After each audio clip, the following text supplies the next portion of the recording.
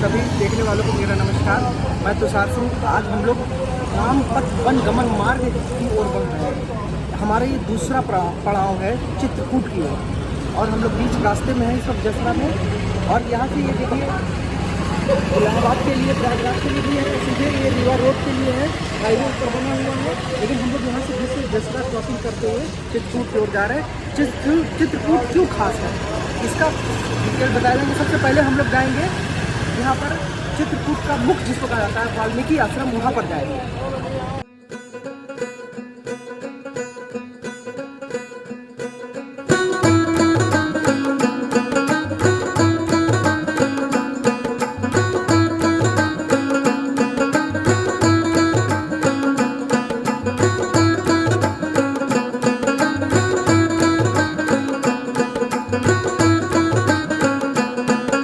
चित्रकूट से लगभग 50 किलोमीटर पहले हम लोग रुके हैं बीच में। यहाँ से पहाड़ी यहाँ शुरू हो जाती है, विंध्य पहाड़ी के क्षेत्र, और पास ही में लगभग 20 किलोमीटर दूर पर वाल्मीकि आश्रम है, जो चित्रकूट का मुख्य द्वार कहलाता है। अभी हम लोग उसके क्लोज में पहुँच गए हैं। अब हम लोग यहाँ से चित्रकूट वाल्मीकि आश्रम के लिए ऊपर की ओर चढ़ेंगे। तो मिलते हैं हम लोग फिर आगे, तब तक एंजॉय।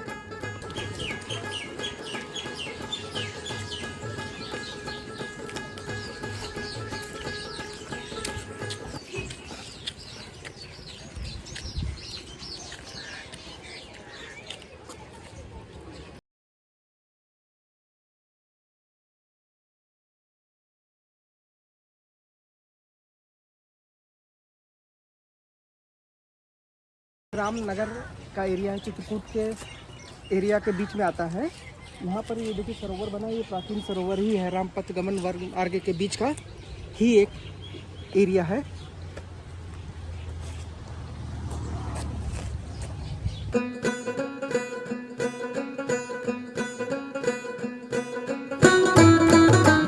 आश्रम के क्लोज में हम लोग पहुँच गए हैं। बस हार्डली 15 से 20 मिनट में वो आने वाला है। अब हम लोग यहाँ पर चित्रकूट के बहुत क्लोज है। चित्रकूट का मुख्य द्वार कहा जाता है वाल्मीकि आश्रम, वहीं पर है।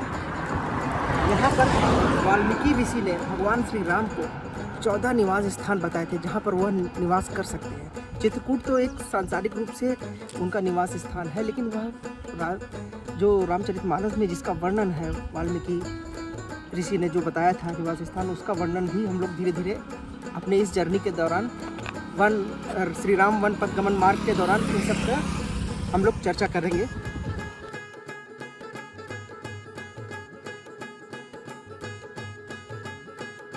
देखा तो बैन सैल सुहाए, वाल्मीकि ऋषि प्रभु आए। ये वाल्मीकि ऋषि का आश्रम था त्रेता युग में। ये चित्रकूट का मुख्य द्वार कहा जाता है। लोग इसको इग्नोर करके आगे बढ़ जाते हैं चित्रकूट जाते समय, लेकिन यह इसलिए यहाँ पर जरूर मत्था टेक कर आगे की तरफ बढ़ना चाहिए। सुनहु राम अब कहूँ निकीता, जहाँ बसहूँ सिया लखन समीता। जिनके श्रवण समुद्र समाना, कथा तुम्हारी सुभग सरिनाना। भरहि निरंतर होहि न पूरे, तिनके हिय तुम कहूँ गृह रूरे। तिनके हिय तुम कहूँ गृह रूरे।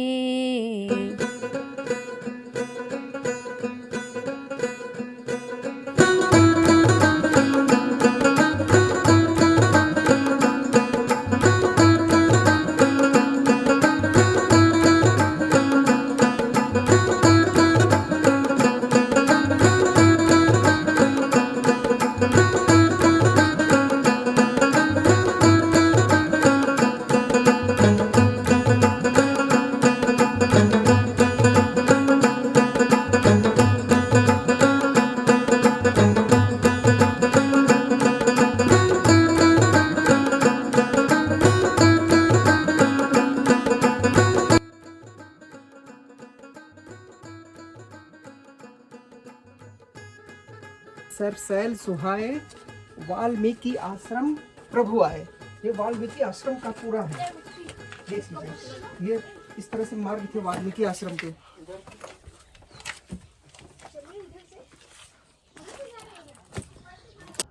अयोध्या कांड में दोहा नंबर 123 में भगवान श्री रामचंद्र जी का चित्रकूट आगमन। जिन जिन देखे पथिक प्रिय सिय समेत दो भाई। भगवान श्री राम, माता जानकी, लक्ष्मण जी संग में चित्रकूट जब यमुना पार करके आए थे तो उस समय गोस्वामी तुलसीदास जी ने इस चौपाई के माध्यम से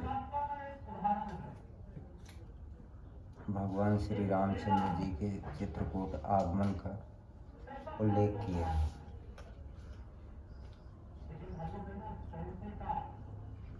यमुना पार करने के पश्चात यहाँ पर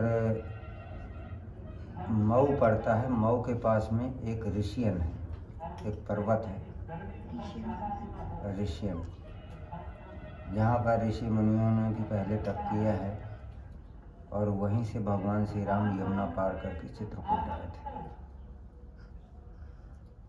देखत वन सरसैल सुहाए वाल्मीकि आश्रम प्रभु आए। इसके पहले रामनगर पड़ता है। रामनगर का जो तालाब है वहाँ पर माता जानकी को थकी हुई जानकर एक रात्रि भगवान श्री राम ने वहीं पर विश्राम किया था। वहाँ से जब आगे चलते हैं चित्रकूट की ओर तो आप जहाँ पर इस वक्त बैठे हैं महर्षि वाल्मीकि आश्रम में, ये वही आश्रम है। देखत वन सरसैल सुहाए वाल्मीकि आश्रम प्रभु आए। मुनि कहूँ राम दंडवत कीन्हा आशीर्वाद विप्र वर देना। यहाँ पर महर्षि वाल्मीकि जी ने भगवान श्री रामचंद्र जी को आशीर्वाद देकर कंदमूल फल खिलाकर कुछ समय ठहरने के लिए कहा। भगवान श्री रामचंद्र जी अपने 14 वर्ष के इस समय को व्यतीत करने के लिए भगवान वाल्मीकि जी से रहने का स्थान पूछा। वाल्मीकि मन आनंद भारी मंगल मूरत नयन निहारी। भगवान वाल्मीकि के मन आनंद का पारावार नहीं रहा जब भगवान स्वयं रामचंद्र जी उनके आज समक्ष खड़े हैं। जिसकी कल्पना भगवान वाल्मीकि ने रामायण महाकाव्य की रचना करते वक्त जो कल्पना की थी, वैसे ही आज साक्षात भगवान श्री राम जानकी लक्ष्मण उनके सन्मुख खड़े हैं। तो गोस्वामी तुलसीदास जी ने लिखा कि वाल्मीकि मन आनंद भारी मंगल मूरत नयन निहारी। भगवान रामचंद्र जी ने महर्षि वाल्मीकि जी को ये कहते हुए कहा कि तुम त्रिकालदर्शी मुनिनाथा विश्व बदर जिम तुम्हारे हाथ। हे महर्षि वाल्मीकि, आप त्रिकालदर्शी हैं, आपको सब ज्ञात है, आपसे कुछ भी छुपा नहीं है। आप हमको जाने और हम आपको जाने, ये बात किसी अन्य को पता ना चले कि मैं ही साक्षात पार ब्रह्म परमेश्वर राम के रूप में इसी धरती लोक में इस समय चित्रकूट में भ्रमण कर रहा हूँ। नहीं तो ऐसी स्थिति में जितने भी लोग हैं सब वहीं पर मेरे पास आ जाएंगे। इसके लिए इसको बताने की आवश्यकता नहीं है। अब आप हमारा मार्गदर्शन करिए कि हम कहाँ पर निवास करें। यहाँ का प्रसंग तो बहुत बड़ा है। रहने का स्थान जब रामचंद्र जी ने पूछा तो रहने के कई स्थानों का वर्णन भगवान वाल्मीकि जी ने किया है, लेकिन मुख्य रूप से चित्रकूट गिरि करहु निवासु तहाँ तुम्हार सब भाष्य वासु। हे मर्यादा पुरुषोत्तम श्री राम, मानव जीवन में आए हैं, लौकिक सुख की कामना चाहते हैं तो आप चित्रकूट जाकर निवास करें। यहीं से महर्षि वाल्मीकि जी ने भगवान श्री राम को चित्रकूट भेजा था। साथ ही महर्षि वाल्मीकि जी ने इसी पर्वत में रहकर कई हजार वर्षों तक तप किए तप करने के पश्चात जहाँ पर उन्होंने तपस्या की है वहीं रामायण महाकाव्य की रचना की। भक्तमाल नामक ग्रंथ है, उसमें इसका उल्लेख है कि कलि कुटिल जीव निस्तार हेतु वाल्मीकि तुलसी है। वाल्मीकि जी की अवतार गोस्वामी तुलसीदास जी, जिनकी जन्म स्थली राजापुर है और यमुना तट के किनारे, यहाँ से करीबन 28-30 किलोमीटर दूर है। तो इस पर्वत की महिमा और इसकी दिव्यता शायद कहीं हो सकती है, पर चित्रकूट तपलोक कहिए। ये चित्रकूट जो है ये संपूर्ण भारतवर्ष की इस भूमि में सिर्फ एक ही है जो चित्रकूट साथ ही तपलोक है। यहाँ पर तपस्या ही किया जा सकता है, बाकी यहाँ पर बहुत सारी सुख सुविधाओं का कोई मतलब नहीं निकलता, उसका कोई लेना देना नहीं। जो भी तपस्या करना चाहे वो चित्रकूट में आकर तप कर सकता है। भगवान श्री राम ने 11.5 वर्ष इसी चित्रकूट में रहकर उन्होंने तप किया। जे हर सही पर संपत्ति देखी, दुखित हो ही पर विपत्ति विशेषी, जिन्हें ही राम तुम प्राण पियारे,